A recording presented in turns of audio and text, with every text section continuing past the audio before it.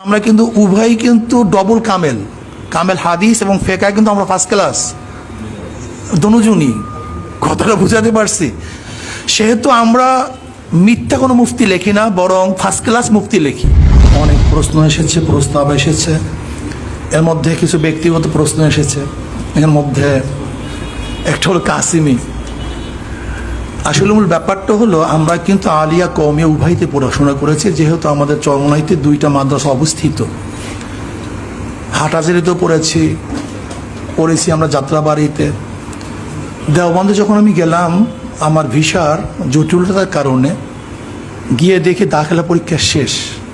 একবার ফিরে আসবো বলছিলাম, কিন্তু সাথীরা বলছে যে আপনি তো সার্টিফিকেট নেওয়ার জন্য আসেন না, পড়ার জন্য আসছেন। এর জন্য আমি 1 বছরে 1টা ঘন্টাও সাইদ আহমদ পালনপুরি দামাত বরকাতুহুর 1টা ঘন্টাও আমি মিস করিনি। সেখানে সব সময় পড়াশোনার মধ্যে লিপ্ত থাকতাম, লেকিন সময়ের কারণে, জটিলতার কারণে দাখিলা পরীক্ষা দিতে পারিনি। এর জন্য আমি কোনোদিন কাসিমে লেখিও নেই। কেউ হয়তো বা কাসিমে বলে, যারা সাথী ছিল তারা, আমি উৎসাহিতও করি নাই, নিষেধও করি নাই। ইফতা আসলে আমি আগেই বলছি, আমরা দনুজনই কওমি আলিয়া পড়াশোনা করেছি।